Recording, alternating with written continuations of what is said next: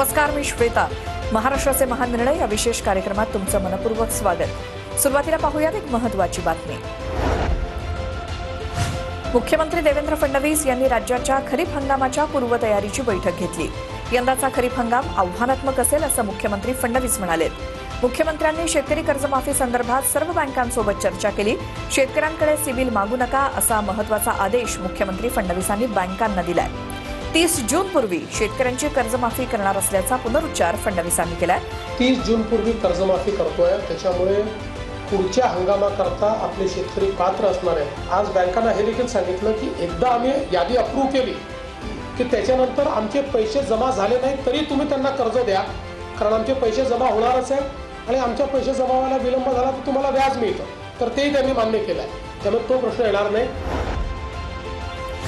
साताऱ्यात पीएम आवास योजना लाभार्थी मेळावा आणि महाआवास अभियान राज्यस्तरीय पुरस्कार वितरण कार्यक्रम पार पडला. राज्यामध्ये कांद्याचे भाव कोसळून ते प्रति किलो 50 पैशांवरती आलेत, ज्यामुळे कांदे फेकून देण्याची वेळ शेतकऱ्यांवरती आली आहे. या पार्श्वभूमीवर मुख्यमंत्री देवेंद्र फडणवीस यांनी केंद्राकडून कांदा खरेदीचा निर्णय जाहीर केलाय. राज्यात प्रति किलो 12 रुपये 35 पैसे दरानं केंद्राकडून कांद्याची खरेदी सुरू असल्याचं मुख्यमंत्री फडणवीस म्हणाले. यामुळे कांदा उत्पादक शेतकऱ्यांना दिलासा मिळालाय. यावेळी केंद्रीय कृषी मंत्री शिवराज सिंह चौहान यांची उपस्थिती होती. अमरावतीमध्ये मुख्यमंत्री बळीराजा पाणंद रस्ता योजनेचा महसूल मंत्री चंद्रशेखर बावनकुळे यांच्या हस्ते शुभारंभ करण्यात आला. संपूर्ण राज्यामध्ये मुख्यमंत्री बळीराजा पाणंद रस्ता योजना कार्यान्वित झाली आहे. शेतकऱ्यांना रस्ते, पाणी, वीज मिळाली तर त्यांच्या मुलांना सरकारी नोकरी करण्याची गरज पडणार नाही. पाणंद रस्त्यामुळे रोजगार निर्मिती होईल अशी प्रतिक्रिया महसूल मंत्री चंद्रशेखर बावनकुळे यांनी दिली. सह्याद्री अतिथीगृहावरती मुख्यमंत्री देवेंद्र फडणवीस यांच्या उपस्थितीत महाराष्ट्र आणि दक्षिण कोरियात 3 सामंजस्य करार करण्यात आले. या सामंजस्य सहकार्यामुळे कोरियाचे उत्कृष्ट कौशल्य आणि प्रगत तंत्रज्ञान भारतात येईल, ज्याचा थेट फायदा भारतीय विद्यार्थ्यांना होणार असल्याचं मत मुख्यमंत्री देवेंद्र फडणवीसांनी व्यक्त केलं. सामंजस्य कराराच्या माध्यमातून मूलभूत औद्योगिक कौशल्यांपासून ते उच्चस्तरीय प्रगत कौशल्यांपर्यंत सर्व स्तरांवरील प्रशिक्षणावरती मदत होईल असं मुख्यमंत्री फडणवीस म्हणाले. महाराष्ट्र शासनाच्या महाआयटी विभागानं आयोजित केलेल्या टेक महा इम्पॅक्ट CSR कॉन्क्लेव्हचं उद्घाटन मुख्यमंत्री देवेंद्र फडणवीस यांच्या उपस्थितीत करण्यात आलं. महाराष्ट्र नेहमीच देशाचे आर्थिक आणि औद्योगिक इंजिन राहिलेलं आहे. राज्य सरकार सर्व समावेशक आणि प्रगतिशील विकासासाठी सातत्यानं कटिबद्ध आहे.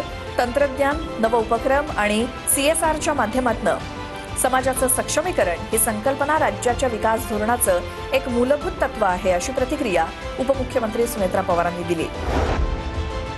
सह्याद्री अतिथीगृहात मुख्यमंत्र्यांच्या उपस्थितीत आढावा बैठक पार पडली. सामाजिक क्षेत्रातील योजनांच्या पाठपुराव्यासाठी वॉररूमची स्थापना करण्यात आली. या वॉररूम अंतर्गत येणाऱ्या आरोग्य विभागाच्या तसंच केंद्र आणि राज्य सरकारच्या विविध योजनांचा फडणवीसांनी आढावा घेतला. या बैठकीत केंद्र आणि राज्य शासनाच्या प्रधानमंत्री जन आरोग्य योजना, नवीन वैद्यकीय महाविद्यालयांची उभारणी तसंच केंद्र सरकारनं सुरू केलेल्या HPV लसीकरण मोहीम इत्यादींसह विविध प्रलंबित कामांचा आढावा घेतला, अशी माहिती उपमुख्यमंत्री एकनाथ शिंदेंनी दिली. मंत्रालयात आयोजित बैठकीत अणुऊर्जा निर्मितीसाठी मुख्यमंत्र्यांच्या उपस्थितीत 4 कंपन्यांसोबत सामंजस्य करार करण्यात आले. यामध्ये NTPCL, Adani power company, Reliance आणि बजाज उद्योग समूह यांचा समावेश आहे. देशाला ऊर्जा संपन्न राष्ट्र बनवण्यासाठी बळ मिळणार असल्याचं मुख्यमंत्री देवेंद्र फडणवीस म्हणाले. या माध्यमातून एकूण 6,50,000 कोटींची गुंतवणूक करण्यात येणार आहे. तसंच 25,400 मेगावॅट अणुऊर्जा आणि 1,23,500 रोजगार निर्मिती होणार आहे.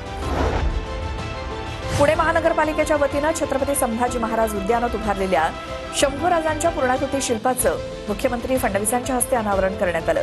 यावेळी उपमुख्यमंत्री सुनेत्रा पवारांसह इतर प्रमुख मंत्री उपस्थित होते. छत्रपती संभाजी महाराजांचं बुधभूषण ग्रंथ रस्तानाचं पहिलं 10 फूट उंचीचं पूर्णाकृती कांस्य शिल्प महाराष्ट्रामध्ये प्रथमच उभारण्यात आलंय. या प्रकल्पाला एकूण 5 कोटींचा खर्च करण्यात आलाय. रायगडच्या मुरुड तालुक्यातील राजपुरीमधील ऐतिहासिक जंजिरा किल्ला 26 मे पासून पुढील 3 महिन्यांसाठी बंद ठेवण्यात येणार आहे. पावसाळा जवळ आल्यामुळे समुद्रातील लाटांचा वेग वाढतोय. शिडाच्या बोटी मोठ्या प्रमाणात हेलकावे घेत आहेत. त्यामुळे पर्यटकांच्या सुरक्षिततेच्या दृष्टीनं प्रशासनानं हा निर्णय घेतलाय. राज्यातील विविध भागातून दररोज हजारो पर्यटक जंजिरा किल्ला पाहण्यासाठी येत आहेत. 26 मे पासून किल्ला बंद झाल्यानंतर सप्टेंबर महिन्यात पुन्हा पर्यटकांसाठी तो खुला केला जाईल. महाराष्ट्राचे महान निर्णय या विशेष कार्यक्रमात आता वेळ झाली इथेच थांबण्याची. नमस्कार.